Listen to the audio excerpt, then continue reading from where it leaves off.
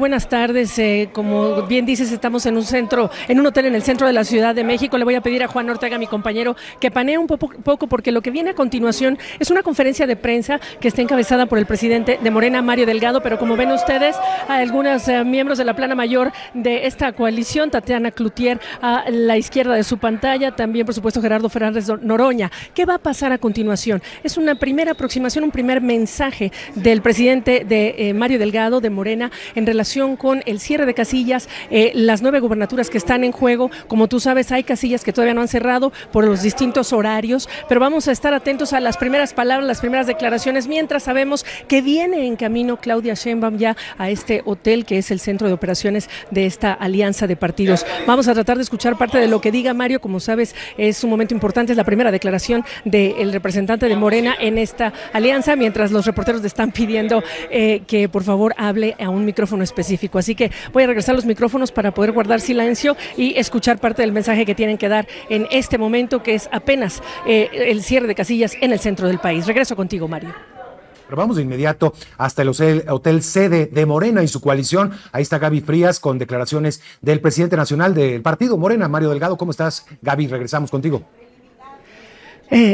Muchas gracias. Acaba de terminar este mensaje. Como tú sabes, en este momento solamente puede hablar de lo que son las gubernaturas en aquellos estados donde las casillas ya cerraron. Hay que decir que todavía hay estados en donde sigue operando la votación, los ciudadanos siguen votando y entendiendo que esa es, digamos, la camisa de fuerza en la comunicación. Lo que se esperaba, Mario, es que los partidos políticos empezaran a comunicar, a anunciar lo que para ellos son victorias. En este caso, Mario Delgado, el presidente de Morena, hablando en relación con las encuestas, basando las declaraciones que ha emitido con las encuestas, dice carro completo. Con la excepción de Guanajuato, dice, los números van muy cerrados en el estado de Guanajuato. Vamos a esperar a tener las actas para defender el triunfo en Guanajuato. Pero lo que más dice es, una vez más, el pueblo de México, somos testigos de una jornada histórica. La participación masiva de esta gente, de la gente, muestra que la revolución pacífica y democrática en 2018 llegó para quedarse. ¿De qué habló? Dice muy buenas noticias en relación con las jefaturas. De acuerdo con las encuestas de salida, reporta él para la Ciudad de México, 5 encuestas de salida que le dan el triunfo, dice, contundente a Clara Brugada como jefa de gobierno en esta ciudad. Repito, estos no son resultados oficiales, son las declaraciones del presidente del partido Morena, que es el partido del presidente López Obrador, y es una declaración como las que esperamos normalmente una vez cierran las casillas en algunas partes del país. En Jalisco, dijo, tenemos 2 encuestas de salida que también nos dan el triunfo. Ganamos Jalisco con Claudia Delgadillo. 2 empresas encuestadoras en Veracruz, un triunfo contundente, dice, por parte de Rocío Nale. En el caso de Juancho Díaz Mena, gobernador de Yucatán, 3 encuestas de salida, dice, que están en nuestro poder y que le dan victoria contundente. Morelos, 2 encuestas de salida para gobernador dan la victoria. En Puebla, dice, 3 encuestadoras que dan un claro triunfo a Alejandro Armenta. Chiapas y Tabasco, dijo, son aparte. Es una diferencia brutal. Hay que recordar, Mario, que muchos encuestadores pensaban que este sería el caso y que esa era la declaratoria esperada por parte del presidente de Morena en relación con estas victorias político-electorales en estos 2 estados. Pero reitero, Tabasco dice que según 3 encuestadoras, amplísimo triunfo, es como lo describe en Tabasco, el más amplio y contundente en la historia de México, dice. En el caso de Tabasco, recordar que Tabasco pues es el estado natal del presidente López Obrador, en favor de Javier May. Reitero, Guanajuato, dijo, los números muy cerrados, vamos a esperar a tener las actas para defender el triunfo en Guanajuato. Y por último, Mario, reportarte simplemente que le ha pedido a los funcionarios de casilla que han participado en esta histórica jornada electoral que se queden hasta que queden todos los conteos, que resguarden las actas, que se entregue a quien corresponda, que se ayude a documentar, dijo, y a defender los triunfos que son de México. Las palabras de Mario Delgado, pero siempre reiterando, es el presidente del partido Morena, son declaraciones que típicamente cuando cierran las casillas se hacen, son pronunciamientos políticos. Hay que esperar a lo que son las encuestas de salida y el PREP. Sí, no, lo que está pintando Mario Delgado es un carro completo prácticamente, ¿no? Estaríamos ante todos los estados de la República, incluido Yucatán, donde siempre ha gobernado la alternancia entre PAN y PRI, y hasta Guanajuato. Creo que ahí habría que esperar, por supuesto, los resultados. ¿Cómo se están dando estos resultados, no tan temprano, Gaby? Efectivamente, yo creo que en respeto a la ciudadanía, aún aquella que en este momento no mencionó Mario Delgado, pero precisamente porque todavía hay un proceso en curso que está por terminar, en medio de una jornada que ha sido con muchísimos ciudadanos participando, este adelanto digamos, de victorias y de triunfos, pues resulta incluso irresponsable para con un país, para con una ciudadanía que se ha volcado a las calles, Fernando, Mario, en las últimas horas a votar. Yo les puedo comentar de la cantidad en este hotel solamente, como un buen ejemplo, la cantidad de trabajadores que desde muy temprano pidieron permiso o les fue concedido el permiso para ir a votar, y en vista de los retrasos que hubo en la apertura de algunas de las casillas de votación aquí cerca, las especiales, las normales, etcétera, en vista de ese retraso te puedo decir al menos 13 trabajadores que tuvieron que regresar, meseros del sector de restaurantes, que tuvieron que regresar a su fuente laboral porque tenían que regresar, no pudieron votar y todavía estaban pensando que saliendo y terminando su turno podían buscar una oportunidad de participar. Así que me parece que para crear una cultura de democracia y política y de participación ciudadana, este adelanto de discursos de triunfalismo no abonan a una causa de un país que necesita solidificar esa democracia y esa relación de los políticos, los ciudadanos y las instituciones. Es simplemente agregar a lo que están hablando. Creo que es una reflexión importante la que hay que hacer por parte de las autoridades electorales en relación con la tendencia de la gente, el comportamiento de la gente que ha preferido en muchos casos ir a estas casillas especiales. Y entonces hablar de estas casillas especiales como un protagonista en esta elección y aquellas lecciones que nos están dejando en términos no solamente de si hay 1000 disponibles o no, pero también qué representa para el ciudadano y cómo es que estas casillas especiales, tú sabes, Mario, Fernando, el factor de la confianza y desconfianza a lo largo de los años y la importancia que tuvieron estas casillas especiales y lo que van a representar en la materia en esta elección histórica como una, digamos, lecciones yendo hacia adelante, porque no solamente fue aquí, como dice Fernando, en Estados Unidos esa limitación, pero al final del día eran casillas especiales y eso hay que subrayarlo para ver qué lecciones deja al propio Instituto Nacional Electoral el hecho de tanta participación, pero al mismo tiempo esta abrumadora cantidad de personas que eligieron ir a una casilla especial. Ya está, llegó, me parece, Claudia Sheinbaum a su hotel sede. Gabriela Frías, cuéntanos. Así es, Mario, ya está aquí, obviamente asumimos que se guardó, que está guardada, que está, pues digamos que reunida con su equipo de campaña, porque nosotros nos encontramos en esta sala de prensa nacional, extranjera, que se ha dado cita aquí en este hotel del centro de la Ciudad de México, en espera de lo que sigue. Se abrió un compás de espera en Mario, por supuesto, aguardando a que cierren las casillas y por supuesto el siguiente mensaje de algún representante. Lo que ves adelante nuestro, enfrente de esta tarima, pues hay una sala, una zona en la que esperamos que haya invitados especiales, caras conocidas que estaremos viendo llegar en las próximas horas, Mario, de personas que estarán aquí en el momento crítico, el momento en el que, bueno, se empiecen ya a conocer estas tendencias ya formalmente oficiales de las propias autoridades. Son un poco más de las 7 de la noche en la capital mexicana y estamos en esta cobertura ininterrumpida. Voto 2024, las elecciones históricas, cuando falta todavía una hora para que cierre la totalidad de las casillas en el país. Vamos a llevarles imágenes en vivo desde el centro de campaña de la candidata a la presidencia de la coalición opositora PRI-PAN-PRD, Xóchitl Gálvez, quien está hablando en estos momentos. Y después, acompañar y custodiar todos los paquetes electorales hasta que se entreguen en el comité distrital. Que no se nos olvide, estamos compitiendo contra el autoritarismo y el poder, y son capaces de todo. Ahora quiero decirles algo muy importante.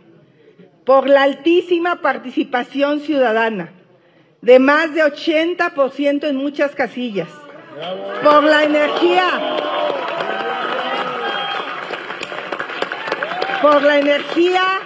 y el entusiasmo de la gente, por la información de los triunfos de Santiago Taboada en la Ciudad de México, de Pepe Yunes en Veracruz, de Livia Denise en Guanajuato, de Lucy Mesa en Morelos, de Renán Barrera en Yucatán y de Lalo Rivera en Puebla. y por los resultados de muchas elecciones para alcalde y para el Poder Legislativo, por esos resultados está claro que ya ganamos.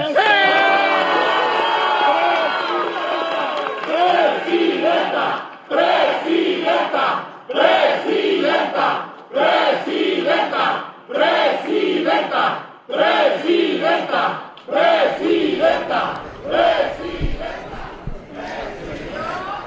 Bueno, pues le están escuchando ustedes lo que vimos más temprano por el lado de la coalición del Grupo Morena, Partido Verde y Partido del Trabajo. Está repitiéndose en el otro polo político de esta elección. Me refiero a Xóchitl Gálvez, bueno, hablando exactamente en los mismos términos, declarándose triunfadores en algunas de las competencias por las gubernaturas, hablando de Veracruz, hablando de la Ciudad de México con Santiago Taboada, hablando de Yucatán y de Puebla. Esto es en el centro de operaciones de la candidata a la presidencia, Xóchitl Gálvez, en un hotel que está no muy lejos de estas instalaciones. Yo me encuentro en el centro de la Ciudad de México, directamente en el centro de operaciones de la otra candidata, la doctora Claudia Sheinbaum, y quiero pedirle a mi compañero Juan que puedan ustedes observar cómo se empieza a llenar ya la sala de invitados especiales. Al fondo, a su izquierda, a su derecha, perdón, si es que alcanzan a ver, ya se ven caras conocidas. Por supuesto, militantes de Morena, simpatizantes. Ahí tienen ustedes a la exsecretaria de Gobernación, Olga Sánchez Cordero. Llegó también más temprano Arturo Saldívar, el ministro presidente renunciante de la Suprema Corte de Justicia. Hace menos de media hora este lugar no estaba así de lleno. Se espera también un mensaje, nuevamente un segundo mensaje. Anticipamos que lo dará el propio Mario Delgado, quien fue quien entregó un primer discurso dentro de lo que son estas instalaciones, y también con estos discursos triunfalistas. Xóchitl Gálvez, simplemente agregar, dice que va a defender el voto. Les recuerdo, aún estamos hablando de casillas abiertas y en ambos lados de coaliciones de partidos se están declarando triunfadores, por lo cual en este momento lo que se requiere es, por supuesto, esperar, tener paciencia y aguardar lo que muestren los datos y lo que es el mensaje de la propia presidenta del Instituto Nacional Electoral, Guadalupe Tadei. Mientras tanto, mientras eso ocurre, es imposible dejar de lado una realidad, y es que en México por primera vez veremos posiblemente a una mujer encabezando la presidencia del país. Esta es una posibilidad que no se veía en décadas, que era imposible de imaginar décadas atrás, y que hoy se ha abierto incluso como posibilidad de competir cara a cara y en esa terna presidencial. Queremos hablar de lo que está sucediendo en una jornada como la de hoy, mientras aguardamos los mensajes importantes, y mire que vendrán varios en las próximas horas. Vamos a tener, digamos que un tráfico importante de comunicación por parte de los titulares de los partidos políticos y, por supuesto, empezaremos a escuchar de las propias autoridades electorales. Pero quisiera primero presentarles a la doctora Flavia Freidenberg. Ella es experta del Instituto de Investigaciones Jurídicas de la UNAM, quien además tiene en su haber libros escritos y una investigación bastante exhaustiva en relación con esa participación política en América Latina por el lado de la mujer. Pero también ha estado a cargo en las últimas horas, Flavia, te saludo, de lo que es este observatorio, directamente un observatorio de reformas políticas, y han estado reportando, han estado observando, como muchísimas otras misiones de observación electoral, lo que ha ocurrido en las últimas horas. Por lo pronto, las dos campañas, el oficialismo y la oposición, declarándose ganadores. ¿Qué es lo que has visto antes de estas declaratorias? Buenas tardes. Buenas tardes, Gabriela, te saludo a ti y a tu audiencia. Me da muchísimo gusto estar aquí con ustedes. Efectivamente, ha sido un día muy intenso desde el Observatorio de Reformas Políticas en América Latina, que llevamos desde la Universidad Nacional Autónoma de México en colaboración con la Organización de los Estados Americanos. Hemos estado trabajando desde muy temprano, bueno, desde hace ya varias semanas, pero también hoy muy temprano, para poder hacer una cobertura digital minuto a minuto de lo que ha ocurrido en la jornada de hoy. Y yo creo, Gabriela, que tenemos que estar muy tranquilos en el sentido de que ha sido una jornada democrática, pacífica, muy interesante ver cómo la ciudadanía desde muy temprano en la mañana, muy temprano, había colas a las 5 de la mañana en varios recintos de diferentes ciudades del país, donde la gente Flavia, estaba no sé si me escuchas, yo tengo problemas entrar para escuchar tu audio, pero bueno, aquí lo que importa es lo que estamos reportando reportando de la cantidad de casillas que tuvieron problemas para abrir en tiempo.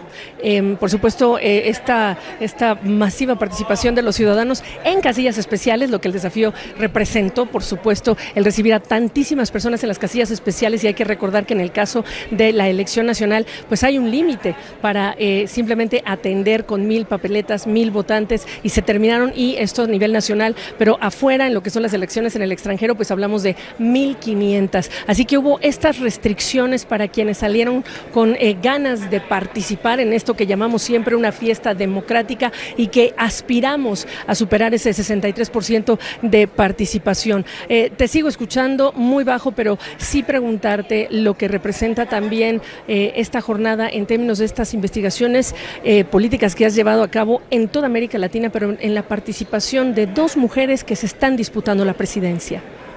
Te decía, Gabriela, que la jornada ha sido muy pacífica en relación a lo que habíamos visto en la precampaña, que es cierto que hubo dificultades para integrar casillas en varios sitios del país y que hubo largas colas para poder participar. Hay gente que ha esperado 8 horas para poder votar, pero así todo la jornada ha sido muy tranquila, te reitero, y efectivamente estamos ante un hecho histórico. Es la primera vez que las 2 coaliciones con más opciones a la candidatura presidencial están lideradas por mujeres. Es muy posible que en un rato, en el día de hoy, México pueda decir que tiene una mujer presidenta, y eso en sí mismo es un hecho histórico como parte de un proceso para poder arreglar este audio y poder tener una conversación como debe ser en una jornada histórica como la de hoy.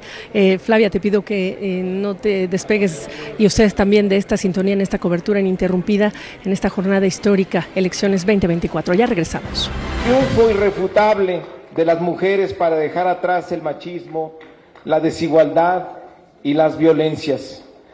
Como lo dijo una indígena, como le dijo a nuestra candidata y futura presidenta, una indígena en Chiapas, representa el sueño no cumplido de sus abuelas.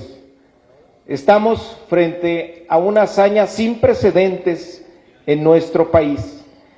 El pueblo de México ha dado un salto hacia la complementariedad y el equilibrio, cerrándole la boca a una oposición diminuta, moral y políticamente, una mayoría clasista, racista y corrupta, cuyo único proyecto era malbaratar el país para quedárselo y entregárselo a los monstruos transnacionales.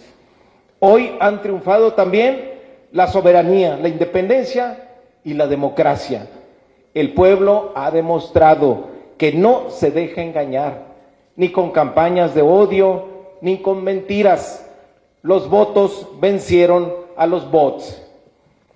Tenemos hoy una moneda fuerte, reconocida en todo el mundo, con récord en inversión extranjera, una economía próspera con crecimiento y estable para todos los sectores.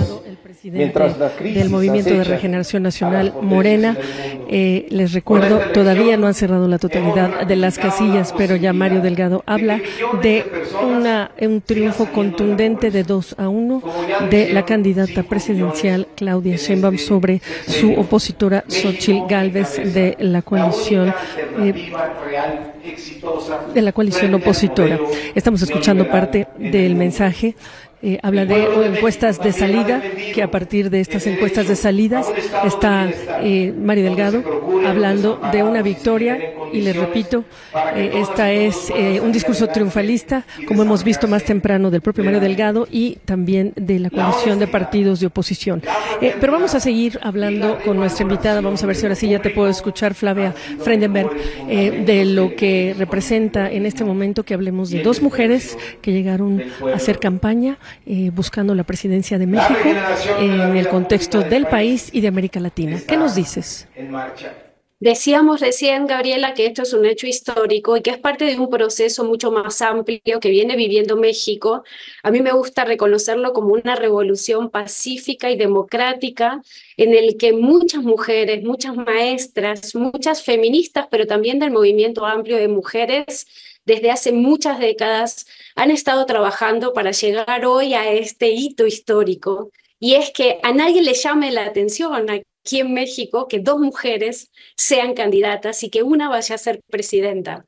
Me parece que ha sido más la sorpresa desde el exterior que desde lo que nosotros aquí estamos viviendo, porque vivimos este proceso de transformación histórico en donde tenemos 9 gobernadoras, tenemos paridad en el Congreso de la Unión, tenemos paridad en más de 15 congresos de la República, y si bien aún hay muchos techos, y este era uno de ellos, lo cierto es que esta transformación está todo el día, todo el tiempo. No es solo que se elijan a una mujer a un cargo de los más de 20.000 que estaban en disputa. Es que es un camino que viene dando México, a diferencia de otros países de la región, a pasos muy fuertes para construir la igualdad sustantiva. Recuerda que se aprobaron en 2014 unas reformas constitucionales que aprobaron la paridad. Y hoy México tiene el diseño electoral de género más fuerte de la región. En nuestras investigaciones en el Observatorio de Reformas Políticas en América Latina llevamos años evidenciando cómo México, a partir del cambio institucional, del cambio en las reglas de juego y con una coalición de actores muy fuertes en las autoridades electorales, en el movimiento de mujeres, en las defensoras de derechos humanos, en la Suprema Corte, en la propia autoridad administrativa electoral, se han ido retroalimentando para ayudar, para evidenciar, para generar mejores condiciones de competencia en las mujeres. Y hoy por hoy, este hecho histórico que llama la atención, digamos, y entiendo que así sea, para nosotros es un paso más. Claro, hoy se va a romper un techo bien fuerte, un techo de cristal bien fuerte, porque claro, hace 70 años que las mexicanas tienen derecho a votar y ser votadas, pero claro, nadie las votaba y ahora sí. Hemos tenido 6 candidatas a la presidencia hasta ahora, con las 2 de hoy son 8 en la historia republicana de México. Y claro, hoy también se van a elegir a muchas mujeres en los congresos, en las gobernaturas. Hay gobernaturas aquí en México hoy en donde solo compiten mujeres, así que sí, Gabriela, es un hecho histórico. Es sin duda un hecho histórico. Ahora, permíteme preguntarte en estos términos, que me parece una reflexión que quiero que nos ayudes a hacer. ¿Cómo llegaron a ser ellas las candidatas que se están disputando la presidencia? Te lo pregunto porque al final Xóchitl Gálvez representa una coalición de partidos que vio la necesidad de aliarse en un momento de alta popularidad del Ejecutivo, de un presidente que tiene alta popularidad, y encuentran en Xóchitl Gálvez esa figura, si quieres, protagonista, que habría que pensar cuánto ha aglutinado no a estos partidos y cuánto los representa. Y del otro lado, una aliada política de mucho tiempo atrás, Claudia Sheinbaum, que llega, por supuesto, también de la mano de un presidente, López Obrador, a quien conoce, y ella misma lo ha platicado. Ella lo conoce en su casa, pero ya sabía cuando ella era activista política, y él también por su estado, Tabasco. La manera en que han llegado y van a llegar a romper el techo de cristal, si es que se confirma precisamente la victoria de una de ellas, ¿qué reflexión nos invitas a hacer como mexicanos?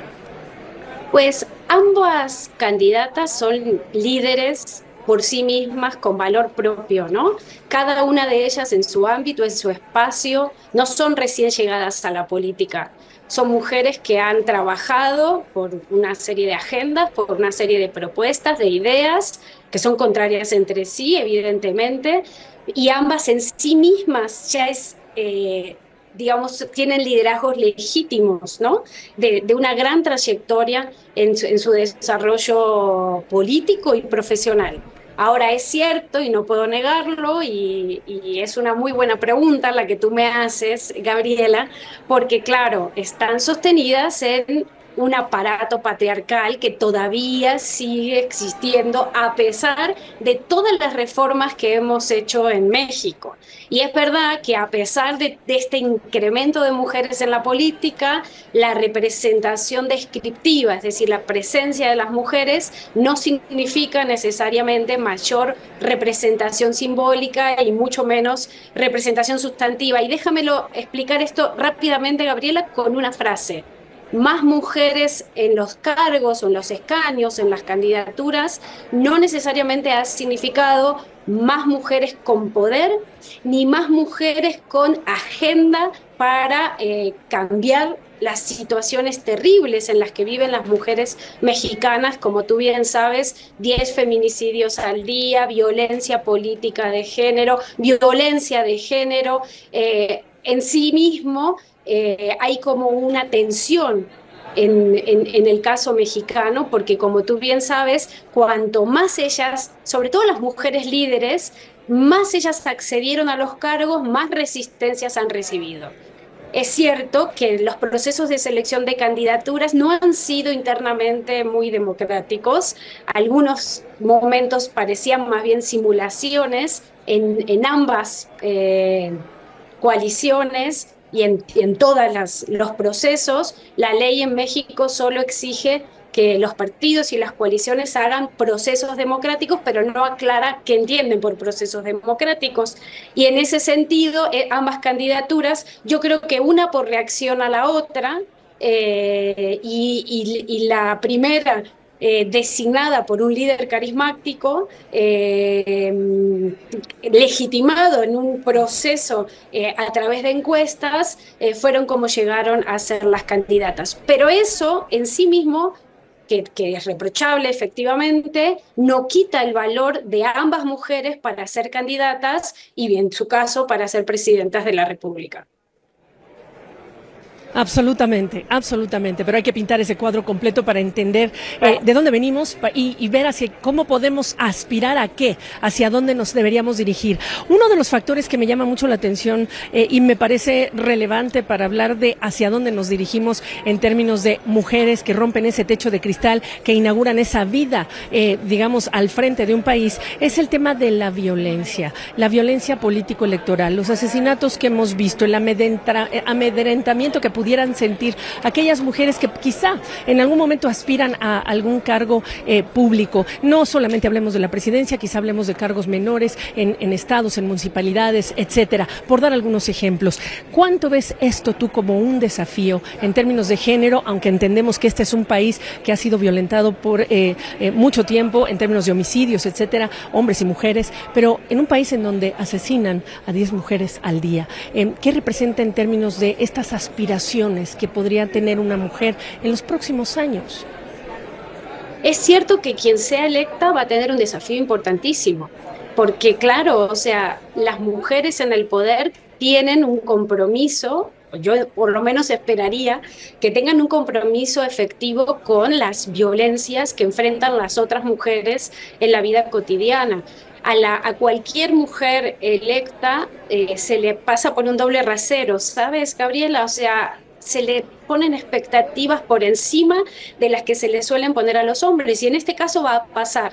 Y es cierto que sean hombre o mujer el que gane las elecciones en cualquiera de los cargos, el desafío está.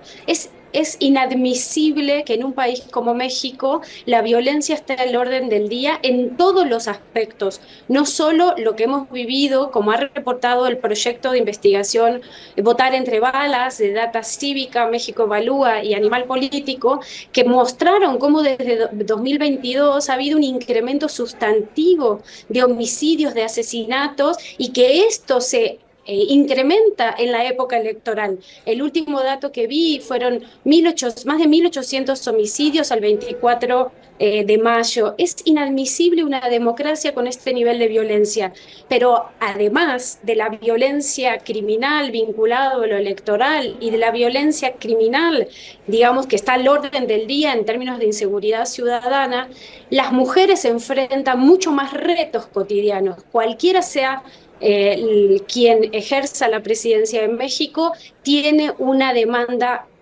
inmediata que tiene que ver con atender esas violencias.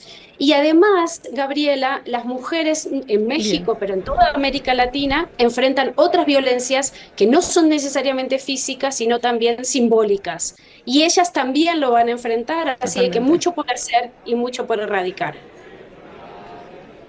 Definitivamente. Flavia, bueno, pues te invito a que nos acompañes en unas horas también para hablar del día después, de lo que veamos en las próximas horas. Por lo pronto te agradezco, una disculpa por todos los problemas, desafíos técnicos que tenemos, pero bueno, ya sabes cómo ocurre en estos momentos en donde hay muchas cosas pasando.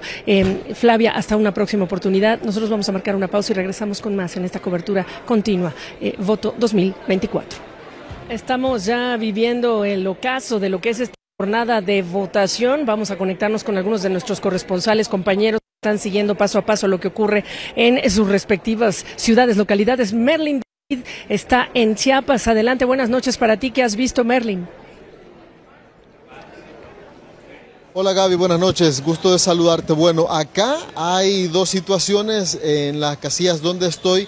Una de ellas está ya contabilizando los votos tanto de la elección federal como la elección local, y en la otra casilla que está al fondo de esta todavía hay gente que está terminando de emitir el voto. Había una fila bastante larga y pues ha pasado ya hora y media después del cierre del proceso electoral y todavía había gente en la fila que está justo en este momento casi terminando ya de emitir el voto, y posterior a eso comenzará el proceso de recuento. Una participación que nosotros podemos decir bastante numerosa. Se esperaba que hubiese una menor cantidad por los hechos de violencia que habían ocurrido en las últimas semanas, y eso pues era una expectativa que había puesto los focos en este estado por si la gente iba a salir o no a votar. Había gente que hasta ayer decía que simplemente o solamente si se sentía segura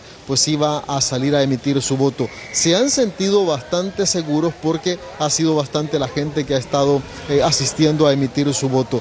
No se reportan hechos de violencia de magnitud y por lo tanto pues ha sido una jornada bastante normal, Gaby. Gracias, Merlin. Vamos a seguir pendientes entonces, te agradezco. Nos conectamos, nos enlazamos ahora hasta Guadalajara, Jalisco. Ahí se encuentra Belén Zapata con los detalles de lo que está ocurriendo hasta ahora. Buenas noches, Belén.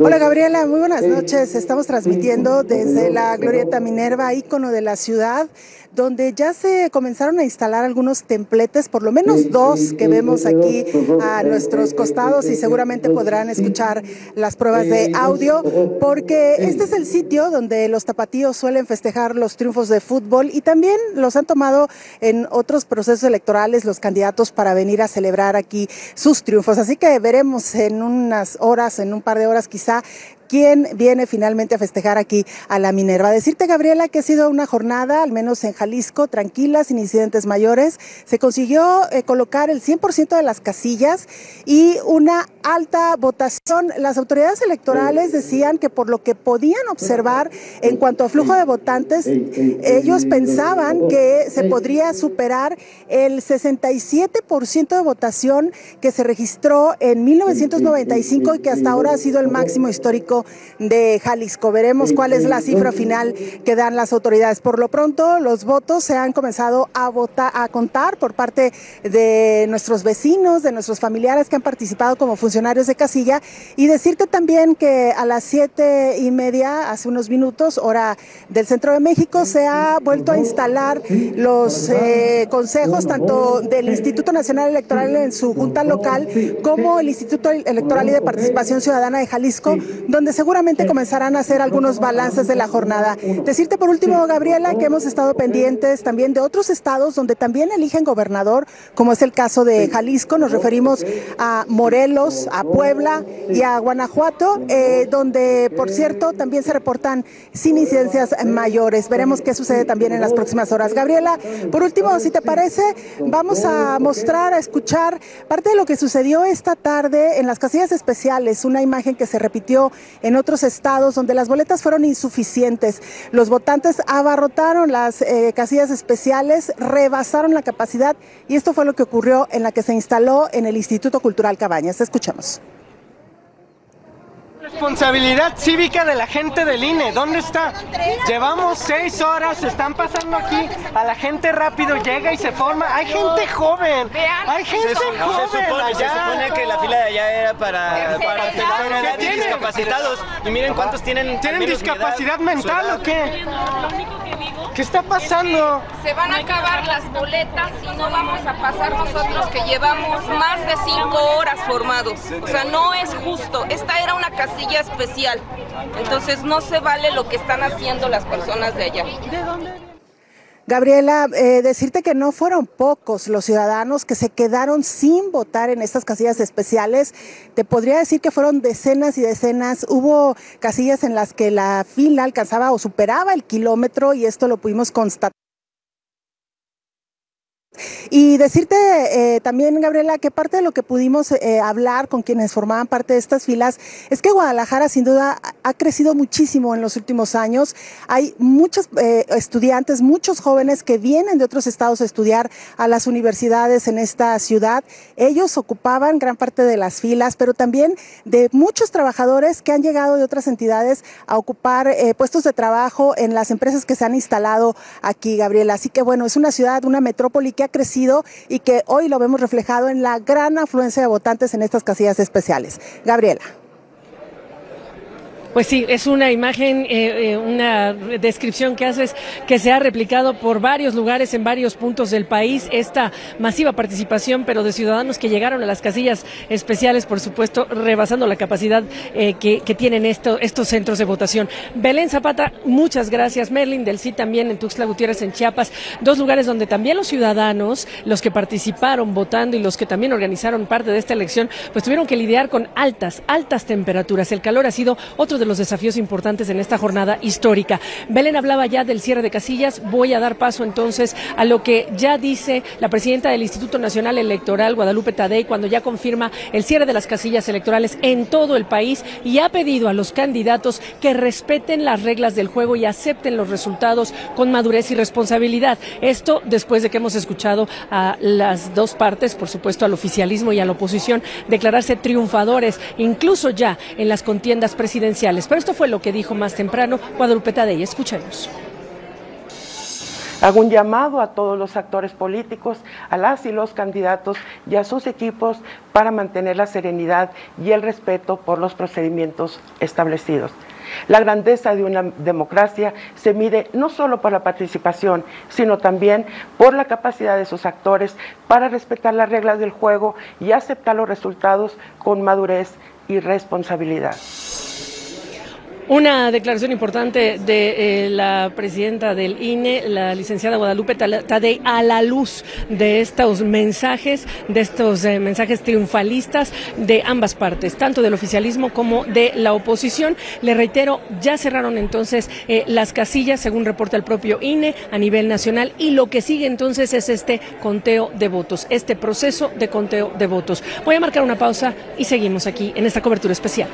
En vivo aquí en esta cobertura ininterrumpida, vamos a conectarnos al otro lado de la ciudad, justamente donde se encuentra el centro de operaciones del equipo de campaña de Xóchitl Gálvez, de la coalición PRI-PAN-PRD. Allí se encuentra mi compañero Fernando del Rincón. Fernando, qué gusto saludarte, compartir contigo pues esta, sorpresa, preocupación inclusive de tu servidora en relación con estas declaraciones. Xóchitl Gálvez, ya ganamos. Mario Delgado de este lado, aquí en este centro de operaciones de esta coalición oficialista, diciendo Claudia Sheinbaum será la próxima presidenta, y bueno, el mensaje de la consejera presidenta del INE diciendo hay que esperar. Una situación que muchos adelantábamos podría ocurrir y no solo ocurrió, sino que se está repitiendo. Fernando. Así es, Gaby, no me gusta decir se los dije, pero se los dije. Se iban a adelantar de los dos lados a anunciar ganador. Lo mencionábamos hace unos minutos y pues así fue. Es más, cuando les mencionaba yo que me parecía que esa iba a ser la tendencia, que ya lo habíamos visto por el tema del gobierno de la Ciudad de México, de la jefatura de gobierno de la Ciudad de México, escuchábamos al oficialismo anunciar ganadora a Brugada y por este lado a Taboada. Yo decía, no creo que cambie, no tiene por qué cambiar la retórica, y me parece que irresponsablemente y desafortunadamente se van a adelantar a decir que ganaron la elección presidencial. Y así fue, a las 7:05 de la noche, hora de la Ciudad de México, a las 7:05 de la noche de aquí, 9:05 de la costa este de los Estados Unidos, apareció a mis espaldas inmediatamente Xóchitl Gálvez, inicia el discurso, que es lo que dice, que ya ganamos, y ya ganamos, pero muy particular la forma en que lo hace. Primero, Gaby, empieza a mencionar cada uno de los estados que están en juego, ¿sí? Y de acuerdo a esos, dice, estos 7 los ganamos y la Ciudad de México también. Entonces, en base a estos resultados, nosotros ya también ganamos. Ahí le suma un factor que hemos venido hablando tú, Mario y yo durante toda la cobertura, y es precisamente el tema de la participación. Ella sustenta su supuesto triunfo, ¿no?, con lo que habrían ganado en gobernaciones, pero además a la alta participación. Y como consecuencia, dice ella, pues nosotros ya ganamos, parafraseándola, ¿no? Pero no solamente eso, sino que al final, Gaby, dice, claro, vamos a esperar los resultados oficiales, solamente para ratificar este triunfo. Así que ya está el tema que queríamos, pues no ver, no presenciar, que se adelantaran las campañas a anunciar una ganadora, cuando, Gaby, todavía faltan 14 minutos para que se active el PREP. Es decir, todavía no tenemos ni siquiera números en el programa de resultados electorales preliminares y ya se están declarando ganadores en ambos bandos. Desgraciadamente, Gaby, también lo tengo que decir, no voy a mencionar los medios, pero ya hay 2 medios en este país, 2 medios nacionales, que han proyectado como ganadora a Claudia Sheinbaum. Es algo que está completamente fuera de contexto en un ejercicio democrático limpio, no voy a hablar de transparencia, pero limpio, porque ya se está jugando con la psicología del electorado que está esperando un resultado oficial. ¿Cuál puede ser la consecuencia de esto? Son tantas, y tú y yo lo hemos visto en muchas coberturas, Gaby. Escenarios de presunto fraude, denuncia de seguidores de fraude también, claro. La incitación a que mucha gente no acepte resultados. Esto puede ser algo muy grave y creo yo, Gaby, al igual que tú, lo comparto, pues es preocupante. Es muy preocupante y además me parece que es una falta enorme de respeto al órgano electoral y al proceso en sí, ¿no? Sí, yo creo que estar a la altura de un momento como el de hoy, en una jornada como la de hoy, quizá implicaría que las propias fuerzas políticas, los líderes de las fuerzas políticas y los propios candidatos, pues hagan este ejercicio de prudencia. En un país que se ha polarizado a lo largo de los años, se subraya la necesidad de esto. Está con nosotros también Rey Rodríguez. Me llama la atención, además, Fernando, te lo dejo para que lo conversemos también, el cómo se está manejando la comunicación. Tú ves a Xóchitl Gálvez directamente hablando, comunicándose con los medios, con la prensa. No es así en el caso de la alianza del oficialismo. Tienes al presidente de Morena, Mario Delgado, no tienes a Claudia Sheinbaum saliendo a cantar que es ganadora o triunfalista. Esa también es una diferencia que es interesante observar, pero déjame incorporar a mi compañero Rey Rodríguez, quien está en el INE. La consejera presidenta del INE hace algunos minutos habló también y pidió prudencia. Rey, te escuchamos. Exactamente, Gaby, pues ha sido este último mensaje de la presidenta, de la consejera presidenta del INE, Guadalupe Tadei. Gaby, y en él daba como una especie, además de llamar, por supuesto, como tú bien dices, a la prudencia, en él también, en ese mensaje también hablaba, o daba más bien, un balance de cómo ha sido esta jornada electoral, ya cuando prácticamente las casillas han cerrado en muchas partes del país. Un dato interesante en este mensaje, Gaby, es que decía que, bueno, pues se pudo instalar el 99.9% de las casillas, Gaby, y solamente quedaron por instalar 22 casillas, se quedaron por instalar, y de esas 22, solamente 3 por problemas de violencia. Y esto es interesante. ¿Y por qué? Porque recordarás, era mucha la preocupación que había previo a esta jornada electoral por el clima de violencia política que se había dado en las últimas semanas y meses al arranque precisamente de este largo proceso. Y bueno, esa era la preocupación, de que habían focos rojos en varios estados. Morelos era uno, Michoacán, Oaxaca, el estado de Chiapas, por supuesto. Y bueno, sin embargo, estas cifras que dan, estos datos que dan el Instituto Nacional Electoral, habla de un 99,9% de las casillas instaladas. Eso por una parte. Y también, Gaby, pues hablábamos hace algunos instantes algo muy importante sobre estas molestias de algunos ciudadanos que hicieron largas filas, esperaron ahí bajo el sol, tratando de sufragar, tratando de votar, y por el otro lado el problema de las casillas especiales. Y hay algo interesante que decían los consejeros: esto creo que se tiene que ver y nos tiene que llamar a todos como experiencia para que se cambie la legislación en ese sentido. Son boletas limitadas, 1000 boletas solamente limitadas a esas casillas electorales. Y decían, anteriormente esas casillas se ponían, como lo dice bien la palabra, para casos especiales. Y en esta oportunidad, decían los consejeros, mucha gente optó por la cuestión más fácil, le quedaba más cerca la casilla especial, y acudió ahí cuando realmente esas casillas estaban instaladas para cuestiones muy especiales. De todas maneras, es un llamado que hacen los consejeros a que en la próxima legislatura se tome en cuenta este problema y que se cambie la ley en ese sentido, Gaby. Por supuesto, ese es uno de los grandes temas, lo mismo que la votación electrónica, que en días pasados la propia consejera Carla Humphrey hablaba de la necesidad de una reforma cuando hablamos de votación electrónica por un lado, y el otro, quizá más importante en el contexto de lo que ha ocurrido en los últimos años, financiamiento adicional para poder hablar de que es posible contar con votación electrónica.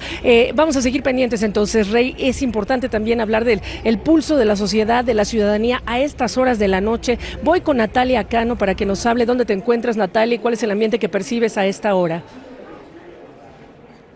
¿Qué tal, Gaby? Un gusto saludarte. Nos encontramos en el Zócalo de la Ciudad de México, la principal plaza pública del país. Aquí, como había dicho en el anterior reporte, se alistan ya los preparativos para lo que podría ser el mensaje que dé la candidata del oficialista Morena, Claudia Sheinbaum, en caso de que resulte como virtual ganadora, o el pronunciamiento que puedan dar las autoridades electorales. Aquí la gente está reunida en un domingo normal, visitantes extranjeros. Sin embargo, hay un aire, Gaby, de mucha expectativa de qué será, de quién presidirá este país. Hay algunos que incluso han manifestado su apoyo, por supuesto, a la candidata oficialista. Y bueno, también decirte que hace unos minutos también la candidata del oficialismo para la jefatura de gobierno de la Ciudad de México se ha pronunciado también como ganadora. Gaby, la información que tenemos hasta este momento. Regreso contigo.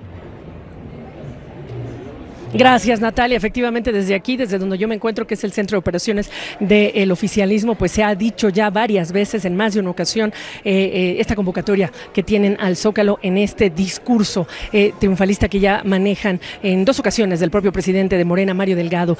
Vamos ahora con Merlin del Cid a Chiapas. Yo decía, Merlin, más temprano, que el calor también ha sido otro de los desafíos que ha hecho de esta jornada electoral, una muy compleja, en particular donde tú te encuentras.